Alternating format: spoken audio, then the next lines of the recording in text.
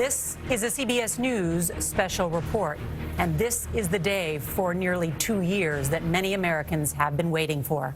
I'm Nora O'Donnell with Gayle King and John Dickerson in New York. We want to take you now to Washington, where Attorney General William Barr is about to speak to reporters about the special counsel's report on Russian election interference. Now, later this morning, Barr will release a redacted version of Robert Mueller's report, meaning that some of the material was removed as required by law. Barr said last month that Mueller's evidence does not support any criminal charges for obstruction of justice, but it also does not exonerate the president. Paula Reed is at the Justice Department for that news conference and joins us on the phone. So, Paula, we heard this morning a number of different things the Attorney General might be talking about. One of them is executive privilege. What do you make of that? That's right. Well, there have been some outstanding questions about whether or not the president would have tried to assert executive privilege over any materials in this redacted report. But here comes the Attorney General, so I'm going to hop off. Okay.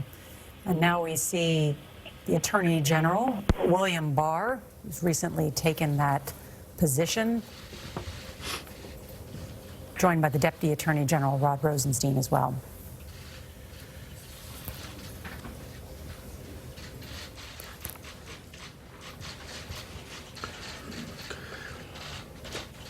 Good morning, everybody, and thanks for being here this morning. As you know, on March 22nd, Special Counsel Robert Mueller concluded his investigation into matters related to Russian attempts to interfere in our 2016 presidential election, and he submitted his confidential report to me pursuant to department regulations. As I said during my Senate confirmation hearing and since, I'm committed to ensuring the greatest degree possible of transparency concerning the special counsel's investigation, consistent with the law.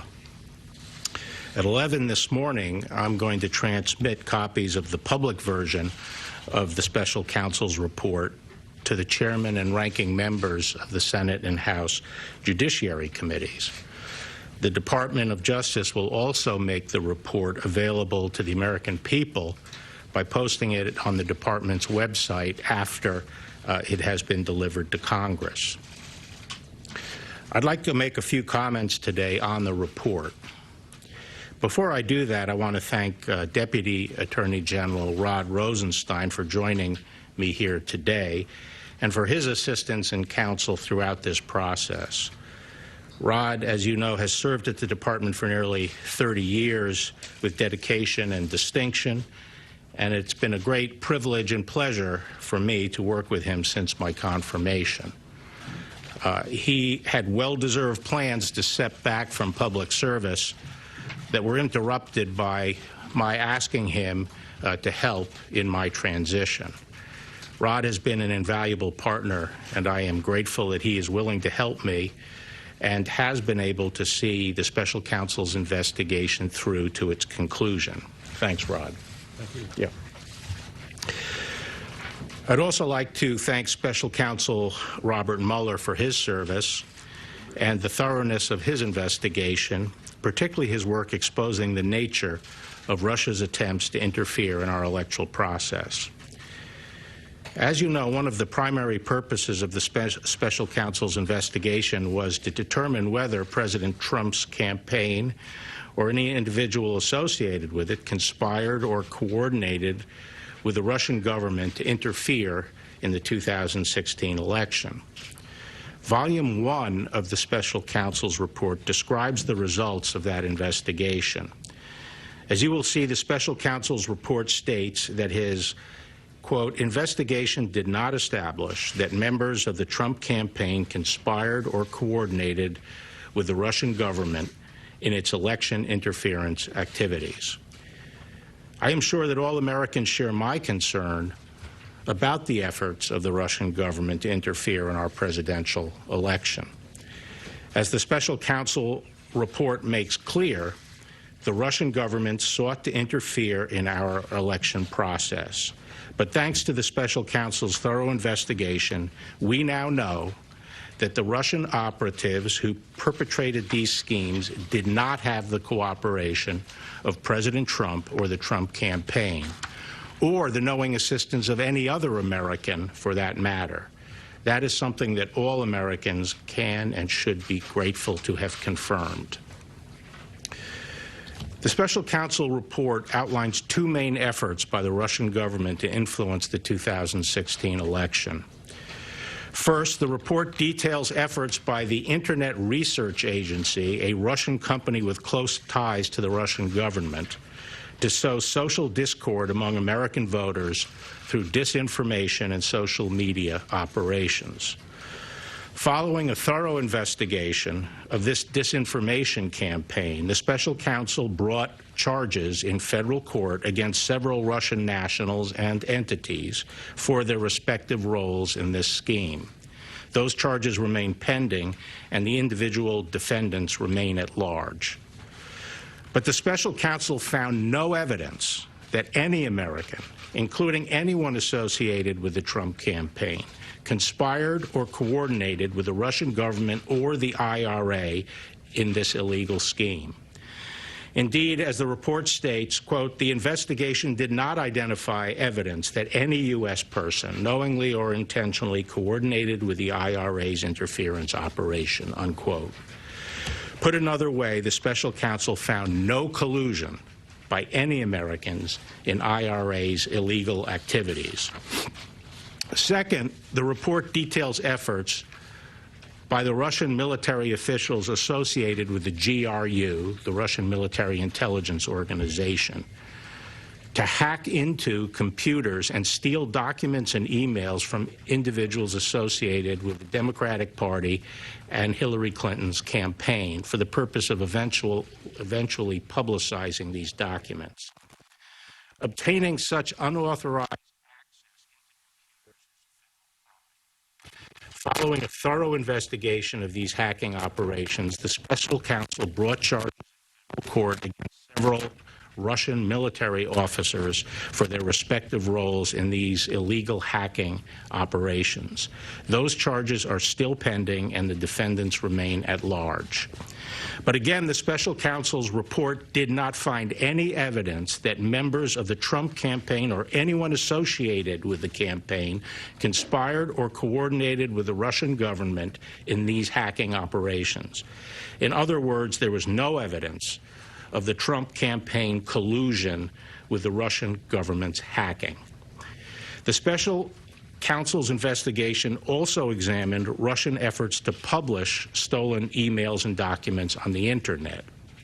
The special counsel found that after the GRU disseminated some of the stolen documents to entities that it controlled, DC Leaks and Guccifer II, the GRU transferred some of the stolen materials to WikiLeaks for publication. WikiLeaks then made a series of document dumps. The special counsel also investigated whether any member or affiliate of the Trump campaign encouraged or otherwise played a role in these dissemination efforts. Under applicable law, publication of these types of material would not be criminal unless the publisher also participated in the underlying hacking conspiracy. Here, too, the special counsel's report did not find that any person associated with the Trump campaign illegally participated in the dissemination of the materials. Finally, the special counsel investigated a number of links or contacts between the Trump campaign officials and individuals connected with the Russian government during the 2016 presidential campaign. After reviewing these contacts, the special counsel did not find any conspiracy to violate U.S. law involving Russian-linked persons and any persons associated with the Trump campaign. So that's the bottom line. After nearly 2 years of investigation, thousands of subpoenas, hundreds of warrants, and witness interviews, the special counsel confirmed that the Russian government sponsored efforts to illegally interfere with the 2016 presidential election, but did not find that the Trump campaign or other Americans colluded in those efforts. After finding no underlying collusion with Russia, the special counsel's report goes on to consider whether certain actions of the president could amount to obstruction of the special counsel's investigation. As I addressed in my March 24th letter, the special counsel did not make a traditional prosecutorial judgment regarding this allegation. Instead, the report recounts 10 episodes involving the president and discusses potential legal theories for connecting those activities to the elements of an obstruction offense. After carefully reviewing the facts and legal theories outlined in the report, and in consultation with the Office of Legal Counsel and other department lawyers, the Deputy Attorney General and I concluded that the evidence developed by the special counsel is not sufficient to establish that the president committed an obstruction of justice offense. Although the Deputy Attorney General and I disagreed with some of the special counsel's legal theories and felt that some of the episodes examined did not amount to obstruction as a matter of law, we did not rely solely on that in making our decision. Instead, we accepted the special counsel's legal framework for purposes of our analysis and evaluated the evidence as presented by the special counsel in reaching our conclusions. In assessing the president's actions discussed in the report, it is important to bear in mind the context. President Trump faced an unprecedented situation. As he entered into office and sought to perform his responsibilities as president, federal agents and prosecutors were scrutinizing his conduct before and after taking office and the conduct of some of his associates. At the same time, there was relentless speculation in the news media about the president's personal culpability. Yet, as he said from the beginning, there was in fact no collusion. And as the special counsel's report acknowledges, there is substantial evidence to show that the president was frustrated and angered by his sincere belief that the investigation was undermining his presidency, propelled by his political opponents, and fueled by illegal leaks. Nonetheless, the White House fully cooperated with the special counsel's investigation, providing unfettered access to campaign and White House documents, directing senior aides to testify freely, and asserting no privilege claims. And at the same time, the president took no act that in fact deprived the special counsel of the documents and witnesses necessary to complete his investigation. Apart from whether the acts were obstructive, this evidence of non-corrupt motives weighs heavily against any allegation that the president had a corrupt intent to obstruct the investigation. Now, before I take questions, I want to address a few aspects of the process for producing the public report that I am releasing today. As I said several times, the report contains limited redactions related to 4 categories of information. To ensure as much transparency as possible, those redactions have been clearly labeled so that the readers can tell which redactions correspond to which categories. Now, as to recall, those categories are 6E material, grand jury material, information that the IC believes would disclose sources and methods, information that would impair the investigation and prosecution of other cases that are underway, and finally, information that implicates the privacy and reputational interests of peripheral third parties. As you will see, most of the redactions were compelled by the need to prevent harm to ongoing matters and to comply with court orders prohibiting the public disclosure of information bearing on ongoing investigations and criminal cases, such as the IRA case and the Roger Stone case. These redactions were applied by Department of Justice attorneys working closely together with attorneys from the special counsel's office, as well as the intelligence community, and prosecutors are handling the ongoing cases. The redactions are their work product. No redactions done by anybody outside this group. There were no redactions done by anybody outside this group. No one outside this group proposed any redactions, and no one outside the department has seen the unredacted report. with the exception of certain sections that were made available to IC, the intelligence community, for their advice on protecting intelligence sources and methods. Consistent with longstanding executive branch practice, the decision whether to assert executive privilege over any portion of the report rested with the President of the United States. Because the White House had voluntarily cooperated with the special counsel, significant portions of the report contained material over which the President could have asserted privilege, and he would have been well within his rights to do so.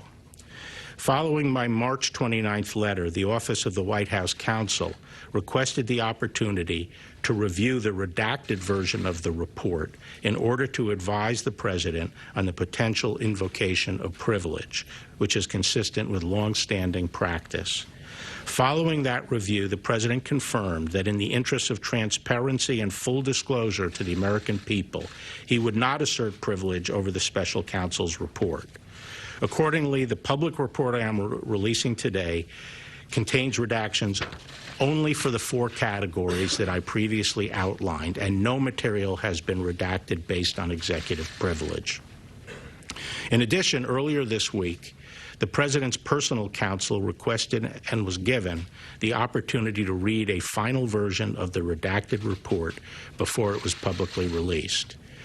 That request was consistent with the practice followed under the Ethics in Government Act, which permitted individuals named in a report prepared by an independent counsel the opportunity to read the report before publication. The President's personal lawyers were not permitted to make and did not request any redactions. In addition to making the redacted report public, we are also working with Congress to accommodate their legitimate oversight interests with respect to the special counsel's investigation. We have been consulting with Chairman Graham and Chairman Nadler through this process, and we will continue to do so. Given the limited nature of the redactions, I believe that the publicly released report will allow every American to understand the results of the special counsel's investigation. Nevertheless, in an effort to accommodate congressional requests, we will make available, subject to appropriate safeguards, to a bipartisan group of leaders from several congressional committees, a version of the report with all redactions removed, except those relating to grand jury information. Thus, these members of Congress will be able to see all of the redacted material for themselves, with the limited exception of that which, by law, cannot be shared. I believe that this accommodation, together with my upcoming testimony before the Senate and House Judiciary Committees, will satisfy any need Congress has for information regarding the special counsel's investigation. Once again, I'd like to thank you for being here, and I will now have a few questions. Mr. Attorney General, we don't have the report in hand, so could you explain for us the special counsel's articulated reason for not reaching a decision on obstruction of justice, and if it had anything to do with the department's long-standing guidance on not indicting a sitting president, and you say you disagreed with some of his legal theories. What did you disagree with him on? I'd leave it to his description in the report, the special counsel's own articulation of why he did not want to make a determination as to whether or not there was an obstruction offense. But I will say that when we met with him, Deputy Attorney General Rosenstein and I met with him, along with Ed O'Callaghan, who is the principal associate deputy. On March 5th, we specifically asked him about the OLC opinion and whether or not he was taking the position that he would have found a crime but for the existence of the OLC opinion. And he made it very clear several times that that was not his position. He was not saying that but for the OLC opinion he would have found a crime. He made it clear that he had not made the determination that there was a crime. Did you disagree with him on? May I follow up on that, Mr. Attorney General? What did you disagree with him on? Given that, why did you and Mr. Rosenstein feel the need you had to take it to the next step to conclude that there was no crime, especially given that DOJ policy? Well, the very prosecutorial function and all our powers as prosecutors, including the power to convene grand juries and the compulsory process that's involved there, is for one purpose and one purpose only. It's determine yes or no. Was alleged conduct criminal or not criminal? That is our responsibility, and that's why we have the tools we have. And we don't go through this process just to collect information and throw it out to the public. We collect this information, we use that compulsory process for the purpose of making that decision. And because the special counsel did not make that decision, we felt the department had to, and that was a decision by me and the Deputy Attorney General. Yes. Or did the special counsel indicate that he wanted you to make the decision or that it should be left for Congress? And also, how do you respond to criticism you're receiving from congressional Democrats that you're acting more as an attorney for the president rather than as the chief law enforcement officer? Well, Special Counsel Mueller did not indicate that his purpose was to leave the decision to Congress. I hope that was not his view, since we don't convene grand juries and conduct criminal investigations for that purpose. He did not. I didn't talk to him directly about the fact that we were making the decision, but I am told that his reaction to that was that it was my prerogative as Attorney General to make that decision. Attorney General Barr, Catherine Herridge, Fox News. Hi there. Is there anything you can share today about your review of the genesis of the Russia investigation and whether assets have been provided to investigate? No, today I'm really focused just on the process of releasing this report. Attorney General, senior Democrats in Congress have asked for Robert Mueller himself to testify. Robert Mueller remains a Justice Department employee as of this moment. Will you permit him to testify publicly to Congress? I have no objection to Bob Mueller personally testifying. Mr. Attorney General, it's not just Democrats who have questioned some of the process here. A Republican-appointed judge on Tuesday said you have, quote, created an environment that has caused a significant part of the American public to be concerned about these redactions. You've cleared the president on obstruction. The president is fundraising off of your comments about spying. And here you have remarks that are quite generous to the president, including acknowledging his feelings and his emotions. So what do you say to people on both sides of the aisle who are concerned that you are trying to protect the president? Well, actually, the statements about his sincere beliefs are recognized in the report, that there was substantial evidence for that. So I'm not sure what your basis is for saying that I am being generous to the president. You face an unprecedented situation. It just seems like there's a lot of effort to go out of your way to acknowledge how this. Well, is there another precedent for it? No, but it's unusual. Okay, so unprecedented is an accurate description, isn't it? Yes, but Okay. what do you say to people who are concerned that you are trying to protect the president? Eric? There's a lot of public interest in the absence of the special counsel and members of his team. Was he invited to join you up on the podium? Why is he not here? This is his report, obviously, that you're talking about today. No, it's not. It's a report he did for me as the Attorney General. He is required under the regulation to provide me with a confidential report. I'm here to discuss my response to that report and my decision, entirely discretionary, to make it public, since these reports are not supposed to be made public. That's what I'm here to discuss. Impropriety for you to come out and sort of what appears to be sort of spinning the report before the public gets a chance to read it? Okay, thank you very much. Thank you. Was it a mistake?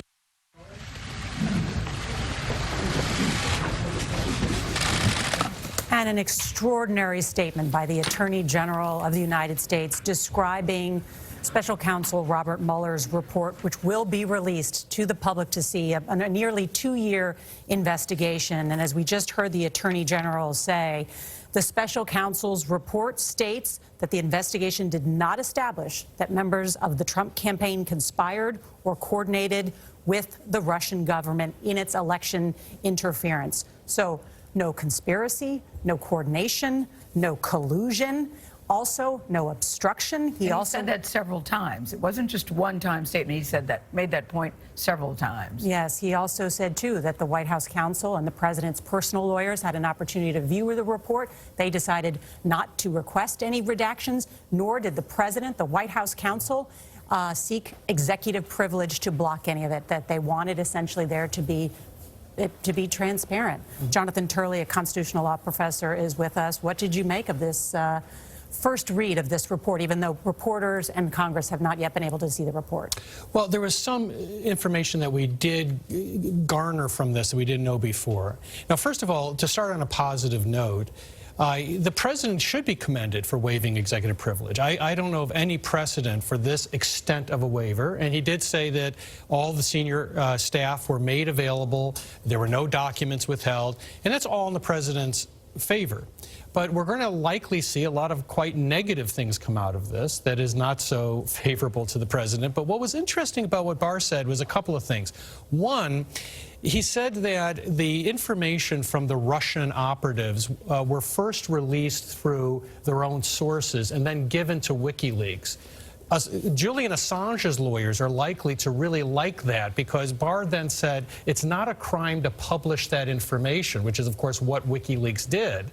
He didn't say that WikiLeaks was working or coordinating with the Russians. So that's going to be something that you're not only going to see a lot of interest in Congress, but in London, where Assange is facing extradition. He also said that Mueller did not feel restrained by DOJ policies in deciding not to say that this was obstruction. But he also did indicate that some of those prosecutors believed an obstruction case could be made. One interesting thing on the point you make. First of all, this started with Russia. And it was interesting to hear the Attorney General say at least 3 times, if not 4, about how thorough the investigation was into the Russian efforts, those 2 prongs he talked about. This is still something the president is somewhat fuzzy about, is the Russian interference in the campaign. The Attorney General thanked Mueller for that. But on this question of WikiLeaks, one thing I thought was interesting is he said it's not illegal to disseminate it if you didn't do the underlying hacking. And so he said under those rules, nobody from the Trump administration participated. That, in a political context, might mean something quite different, which is to say they might have disseminated it, but because they didn't have the underlying hacking, it's not illegal. That certainly will be something Congress will be looking at. That's right. There's a difference between being exonerated and being vindicated. And to some degree, the president was vindicated by not being tied to any crime. It doesn't mean he was exonerated from blame in terms of his conduct. And much of the damage is going to be in this second volume, that dealing with the obstruction of justice. There were 10 episodes described by Bill Barr. And the effort was, do all these insular episodes link into an obstruction case? And he said that he and Rod Rosenstein, the Deputy Attorney General, accepted the definition of obstruction being put forward by Mueller's staff. Now, that indicates that they were adopting a much broader definition than Barr wanted. During his confirmation hearing, there was a memo that was discussed where he adopted a fairly narrow view of obstruction. And so it's clear that the prosecutors, I think, did not follow his logic there. But then he said, you know what, we didn't really go there. What we asked was, assuming that obstruction theory is valid, is this a case that could be prosecuted? And both of them decided it was not. Were you surprised to hear him say that he would have no problem with Robert Mueller testifying before Congress? Yeah, I thought that was very interesting. I mean, that goes to the sort of unprecedented level. I mean, they are being transparent in the extent to which they've made people available. So he will testify. I mean, you could almost hear the phones getting picked up in Congress. Let's go now to Weijia Zhang, who is reporting from the White House, where we may hear from the president later today. And Weijia, we heard President Trump hundreds of times call this a witch hunt. And it appears, based on the Attorney General, that this investigation has largely exonerated members of the Trump campaign.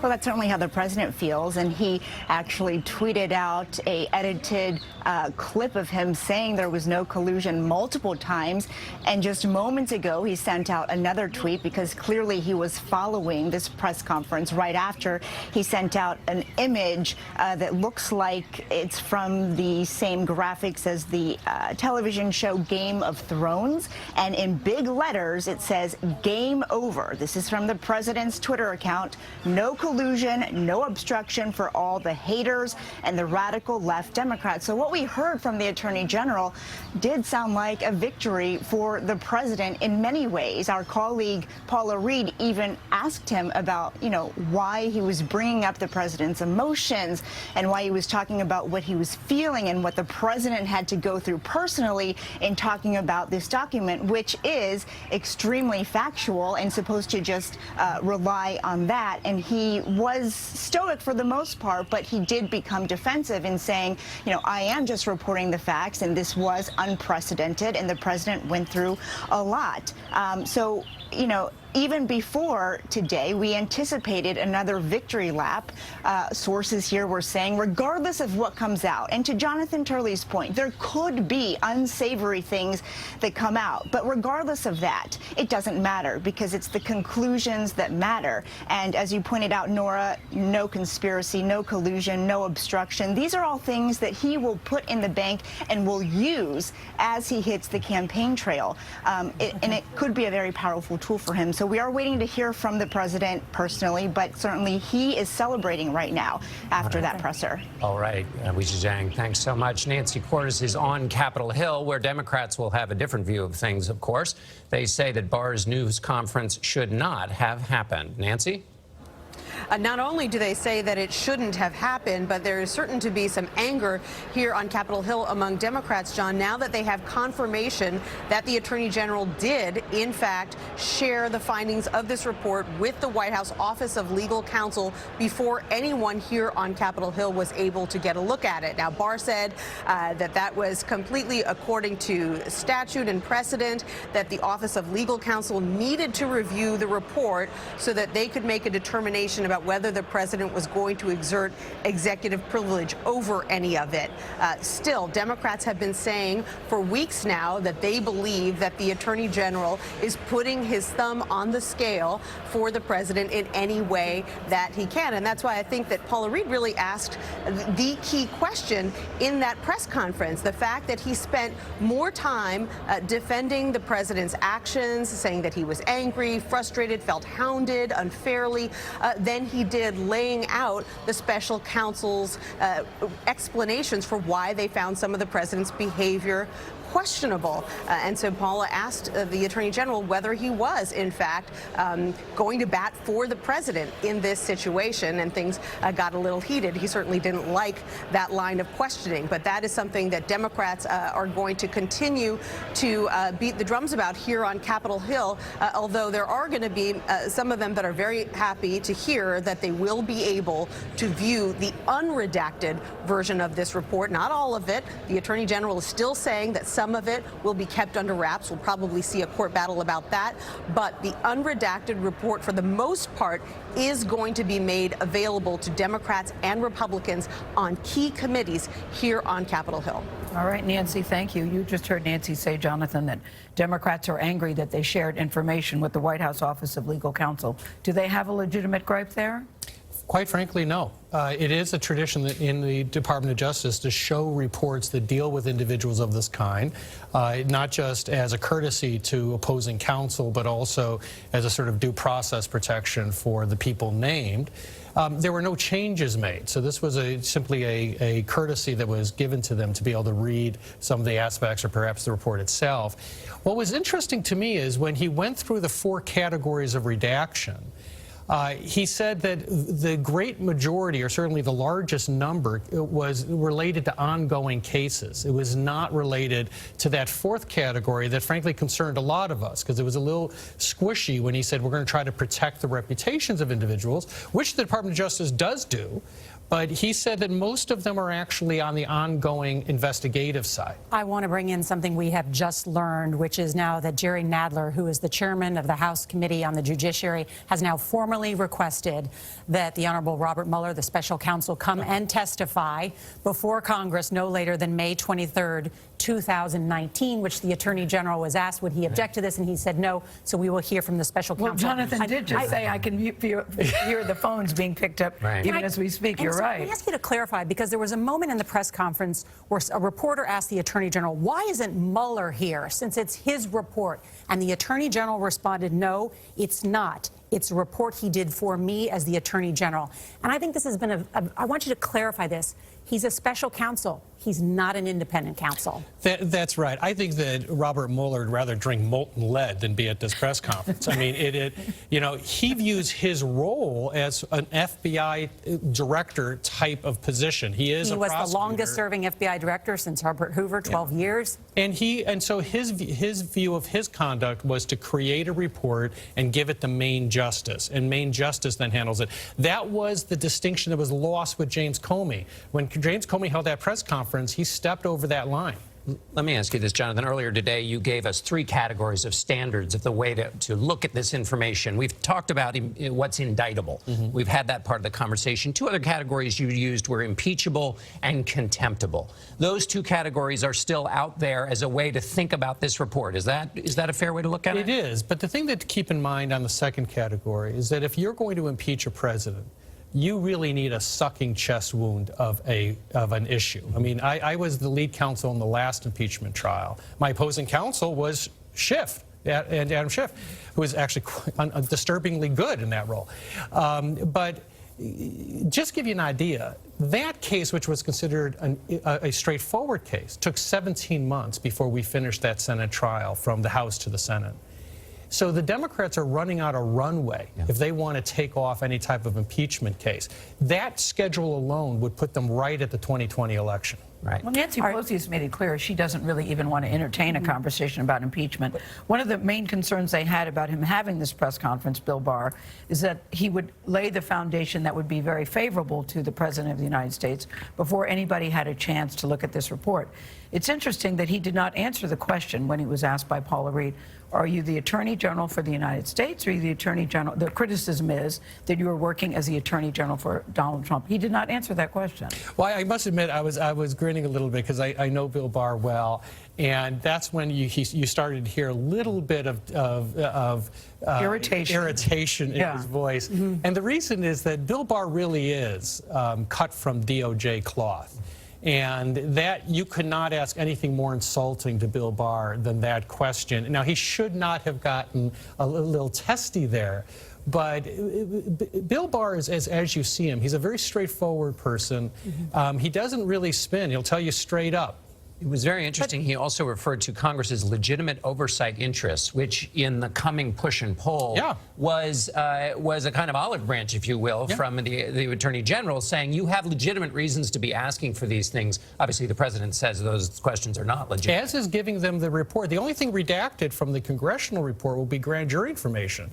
And Bill Barr is absolutely correct. He can't give that information to Congress. I know people have said otherwise. We just had a ruling a week ago that made it difficult even for a federal judge to release Rule 60 information. Discretion. All right. Ed O'Keefe is in Washington. He's also following these latest developments on the Mueller report. Ed, what's your observation today? Gail, good to see you guys. And I want to pick up on what John was talking about earlier, this idea of the 10 episodes that the Attorney General discussed and how they're going to be picked apart in a political context as opposed to a legal context. Because remember, there are multiple congressional investigations still underway, especially the Judiciary Committee's focus on the potential for obstruction of justice. And so while the Attorney General and his team may have decided that there's no legal danger for the President, politically, it's probably going to become the central focus.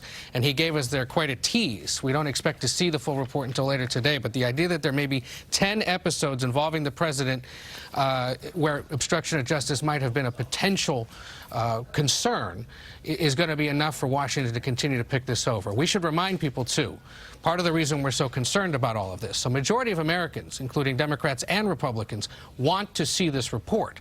But a majority of Americans also want Washington to move on.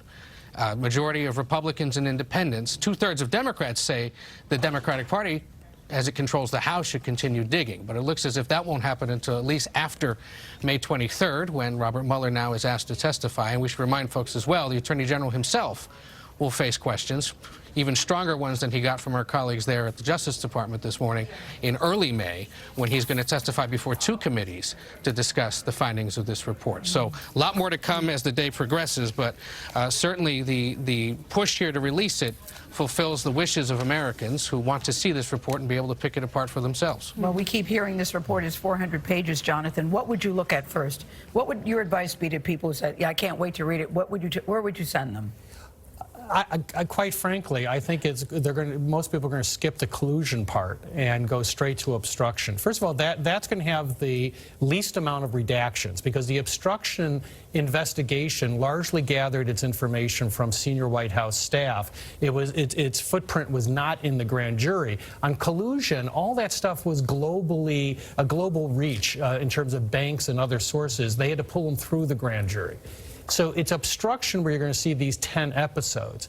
And we have to look for linkages and also key players.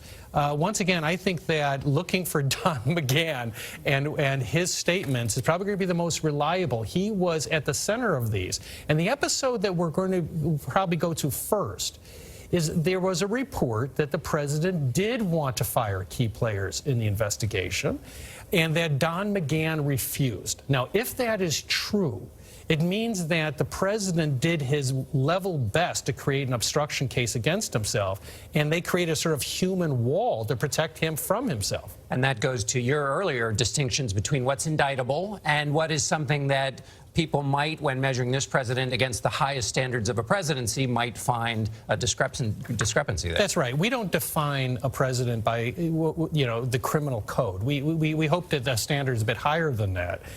The interesting thing here is that it's difficult to obstruct a crime that doesn't exist. So you have a president who knew he didn't commit a crime, because a crime, in the view of the Department of Justice, did not exist, and yet he did his level best to do the near impossible, to actually obstruct a crime that he didn't believe he committed.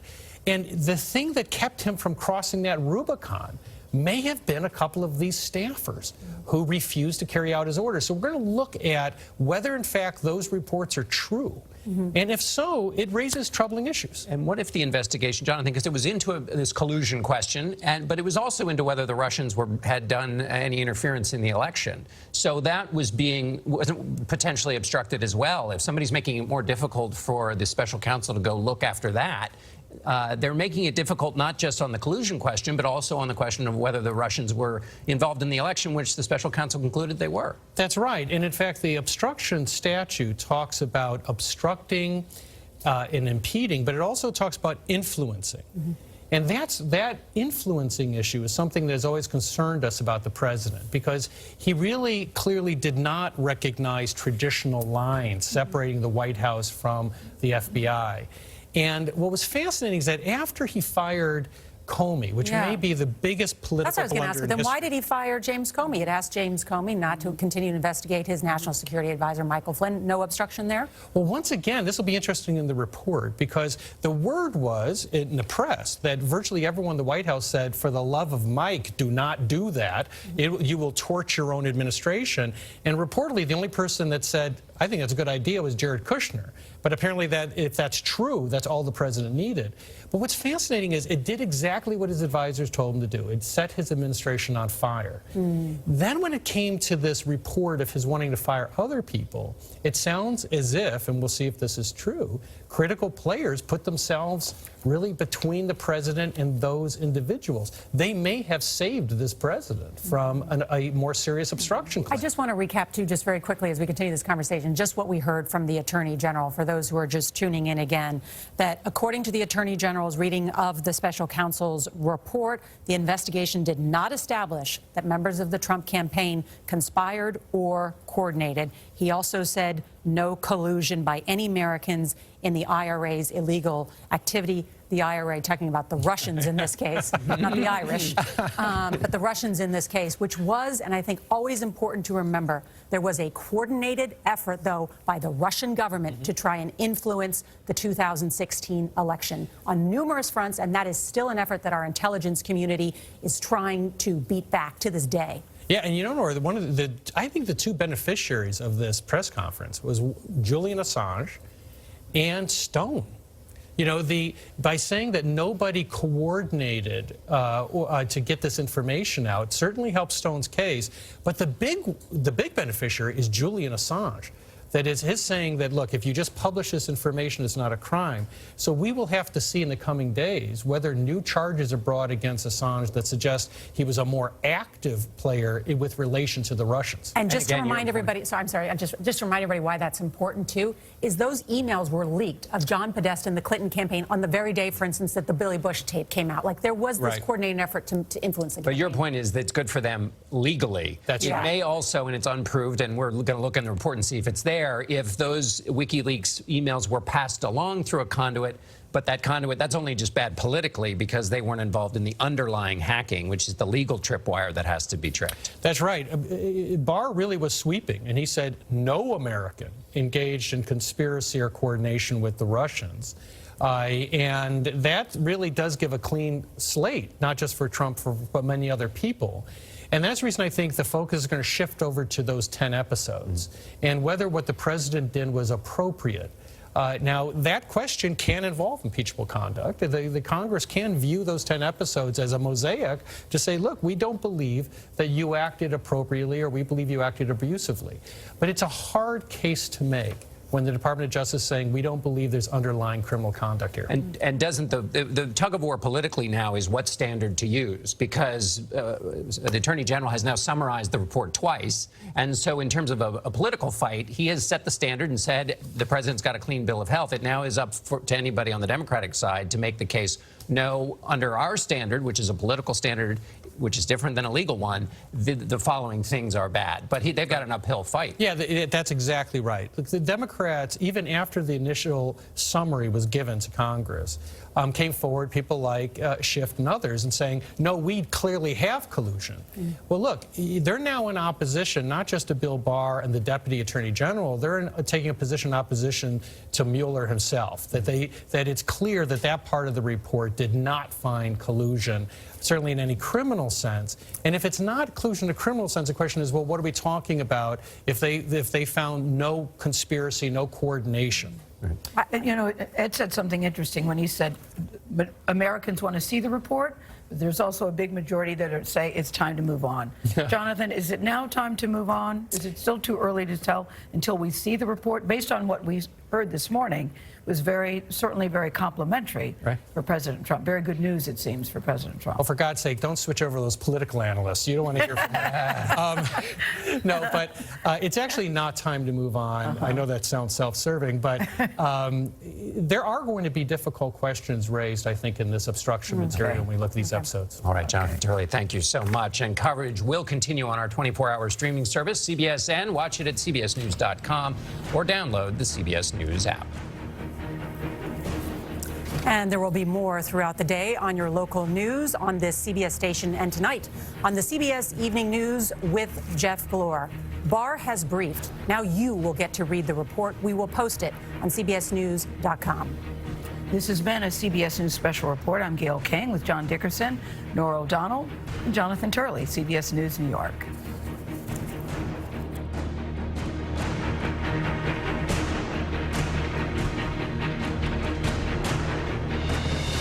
For news 24 hours a day, go to cbsnews.com.